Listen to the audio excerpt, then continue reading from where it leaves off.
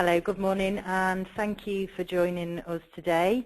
For those of you who don't know me, I'm Louise Hall, and I'm Head of Events across Opportunity Now and Race for Opportunity, and I'll be handing over to my colleague Pamela Cooney shortly.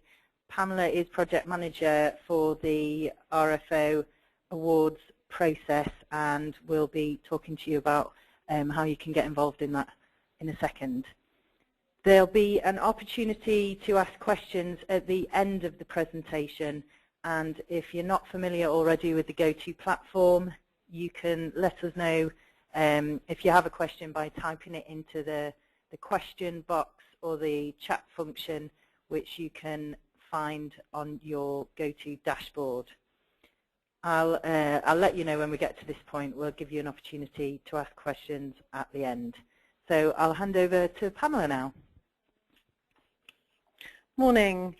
Before we begin, I should just mention that a copy of these slides will be available on the website shortly after the session. That will save you having to write everything down. For those of you who entered the awards in 2012, you will notice there have been a few changes to the categories this year. We've also updated some of the questions on the entry forms to reflect the new categories. Otherwise, the structure, framework and format will be familiar to you. As some of you may not be members of Race for Opportunity, I thought it might be helpful to give you a very short introduction to Race for Opportunity, or RFO as I may call it during the session. Race for Opportunity is the race campaign for business in the community. We are committed to improving employment opportunities for ethnic minorities across the UK. It's the only race diversity campaign that has access to and influence over the leaders of the UK's best-known organisations. Our key priorities for 2012 to 2014 are diverse leadership on boards and in public life, diverse representation in the workplace, building diversity in the talent pipeline and progression, and tackling youth unemployment. Race for Opportunity has run its annual awards programme for the past 7 years. These awards recognise areas of specific best practice and focus on particularly impactful or inspirational programs, initiatives, or individuals. The criteria for entry is pretty straightforward. Entry to these awards is open to all organisations with a UK presence. Membership of the Race for Opportunity campaign is not a requirement for entry. However, only those with champion membership of RFO will be entitled to enter a programme or initiative from a subsidiary company. Entry is open to organisations in any sector, and there is no charge for entry. For those of you who've entered in previous years, you will notice that the main difference this year, as I said, are the changes to some of the categories. To reflect these changes, we've updated the relevant criteria for each category in an effort to make them clearer. We have 5 new categories this year. That's 9 categories in total. The changes to the categories have been made as a direct response to feedback from organisations. We hope that these changes will make the difference between each category and the various criteria much clearer for you. We have also created individual entry forms for each category so that the questions are more focused. Now, we want to help you to submit the best entry that you can. In advance of this session, you should have received a copy of the guidance document. You should start the process by reading through the document carefully. It will provide details for each category and the criteria for entering it, together with some general overall guidance points which you should bear in mind. Your account manager will be available to answer questions and discuss your submission in more detail. However, if you are not a member, please contact myself or another member of the diversity team if you have any questions about how to complete your entry. Links to the guidance document can be seen on this slide. The next few slides will show the categories for the year. Full descriptors for each category can be found in the guidance document and on our website. Winners of 2012's RFO awards are not eligible to resubmit their winning initiative, but for finalists from last year, as long as you are able to demonstrate that progress has been made over the past 12 months, you may resubmit your shortlisted entry for consideration again this year. Whether you're new to RFO's awards or not, you may find it helpful to look at some previous case studies. Links can be found on our website, on the previous slide, as well as on the last slide of this presentation. I shall now take you briefly through the categories. The Champion Award is for an outstanding individual who can influence senior leaders. We are looking for a leader, an individual demonstrating significant leadership within the workplace, a person who is championing race internally and or externally to progress the race, equality, diversity and inclusion agenda. Their primary job function should not be in HR or diversity, but they will have shown a leadership role and personal passion in this area. RFO and Opportunity Now board representatives are not eligible to be nominated for this award. Collaboration and partnership. This category has always been about people working together, but it is also about the supply chain, supplier diversity. Influencing and engaging suppliers is a key way to promote diversity and inclusion, and it's still hugely underutilized. It could be for a program or initiative aimed at addressing equality, diversity and inclusion, with a focus on race, working in collaboration with clients, customers and or suppliers from the same and or diverse sectors. If you are a supplier who's been on the receiving end of good practice, why not ask your partner to collaborate with you on the entry? The Developing Talent Award. This category incorporates last year's Widening the Talent Pool progression category. It's for a program that enables people to enhance their skills. Maybe you have a leadership program or something similar. It's an initiative which can be actively linked to developing the skills and talents of your BAME workforce and or which looks at widening the talent pool of future leaders of high potential BAME employees to increase the diversity of the workforce. The Employee Network Awards for the private sector and for the public sector have been running for several years. They are for organisations in each of these sectors with a race or cultural diversity employee network which has had a positive impact on performance and innovation in the workplace. The Future Workforce Award recognises employers who are addressing the talent challenge by taking action to improve the employability skills and raising the aspiration and attainment of young BAME people. It's an important opportunity to highlight the work you may be doing with schools and or in further education, colleges and or community organisations for young people up to 24 years of age. Tell us about the ways in which you may be bridging the gap between the classroom and the world of work by creating and inspiring learning and development opportunities. The Global Action Award is for a workplace race, equality, diversity and inclusion program or initiative that has had an impact on diverse communities in a minimum of 2 countries, one of which is the UK. The Recruiting Diverse Talent category encompasses the Widening the Talent Pool recruitment category of previous years. It's for a program or initiative which widens the pool of BAME talent entering your workforce. This could be activity linked to outreach, attraction, assessment, interview and or recruitment. It could also include internal and or external partnerships with universities, colleges, charities and or other organisations. And finally, the Transparency, Monitoring and Action Award. This category is for a program or initiative which recognises leading best practice with regard to organisations who are taking an active role in monitoring, tracking and evaluating ethnicity and race equality in their workplaces, taking action and publicly reporting their progress. However, this is not just about publishing numbers. Rather, it's about promoting good practice, making plans, and taking action.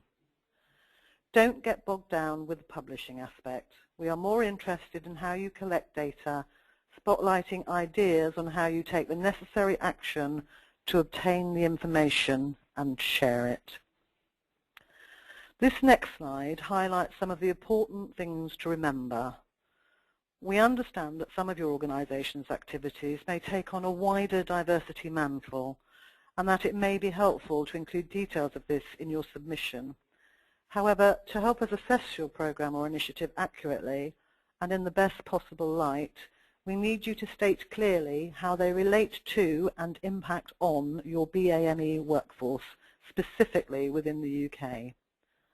If you are thinking about submitting an entry for the Global Action category, please make sure you give some information on how this activity connects or impacts on the organisation within the UK when providing evidence of impact. Please use plain English. Don't use acronyms or terminology that someone outside of your organisation will not be familiar with. Please do not include images in your entry. Supporting materials are also not required at this stage. You may include charts or tables, but it's worth noting that these will be included in the word count. Remember, if you are shortlisted, there will be an opportunity for you to present your programme or initiative in more detail at the judging panel. And finally, word count will be monitored to ensure everyone has a fair and equal chance. Entries will be reviewed when they are submitted, and if necessary, an edit may be requested if you exceed the word count. You may find some of the following hints and tips helpful as you prepare your submission. It's about the why. Why did your organisation undertake this action or initiative? It's about the what. What were you trying to achieve? What were the outcomes? What part of this process was innovative? What impact did it have on which people? The who. Who was involved? Who did you work with? Have you mentioned any partners? And don't forget the where. Provide us with details of locations if they are relevant to your programme and its impact. Try to bring the programme alive for the assessors. It's also important you provide us with some statistical evidence where you can. For example, how long has the programme been running? How many people has it impacted on? Are there any year-on-year trends? But remember, we're looking for evidence of innovation in all categories, as well as evidence of senior level commitment within the organisation. This slide provides you with a few tips on how to ensure you make the most of your time in front of the judging panel. And now a few important dates for you to note. The closing date for entries is Friday the 3rd of May. Unfortunately, because of the assessing schedule, there is no flexibility, so this date needs to be strictly adhered to. Assessment of entries will take place during May and will be finalised by week commencing the 27th of May. Organisations will be notified whether they have been shortlisted or not shortly after this date. Shortlisted organisations will be provided with full details of the date and venue for their judging panel at that time. Up to 5 entries will be shortlisted against each award category, and these organisations will be invited to attend a judging panel in central London. Judging panels will take place during the week commencing the 24th of June or week commencing the 1st of July. These sessions will be either a morning or an afternoon session. It's important to note that the dates and timings for these judging panels are fixed, and we will not be able to accommodate any requests for changes. A maximum of 3 people may represent your organisation at the panel. This should also include anyone you wish to invite who has benefited from the programme and/or a senior colleague to talk about your senior level commitment. Shortlisted organisations will be required to make a short presentation of no more than 10 minutes. It will be important to keep strictly to this timing. This will be followed by questions from the panel of up to 15 minutes. Each judging panel will be comprised of 3 independent experts. The panel will select a winner in each category. Details of shortlisted organisations will not be announced publicly until the Race for Opportunity annual awards dinner in October. This slide provides information about how we will use the case studies from the shortlisted entries. A case study from each shortlisted organisation will be included in the Race for Opportunity case study booklet. This will be distributed to guests on the night of the Race for Opportunity annual awards dinner in October. It will also be shared at relevant Race for Opportunity events over the following 12 months. These case studies will feature on the RFO website with the booklet, which will be available for download immediately following the dinner. We will not publish any case studies without final approval from the relevant organisation. And finally, the most important date for you to remember, the awards dinner is the height and highlight of the Race for Opportunity events calendar. Booking is now open and the usual early bird discount of 10% will be available until Friday the 9th of August. Full details will be available on our website shortly. That brings me to the end of the presentation. I hope you found it helpful.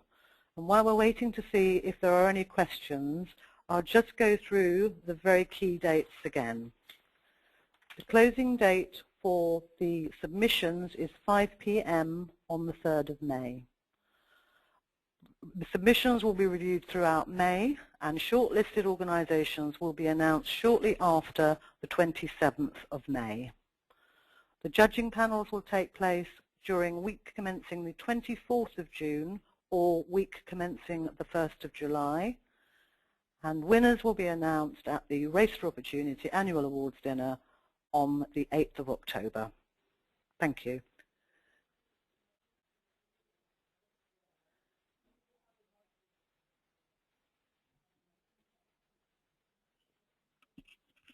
Hello there. Okay, so we have had a question about the slide deck. I think Pamela mentioned at the beginning of the presentation that we will post this on the website, but we will also email this across to all of today's attendees so that you have a record of that.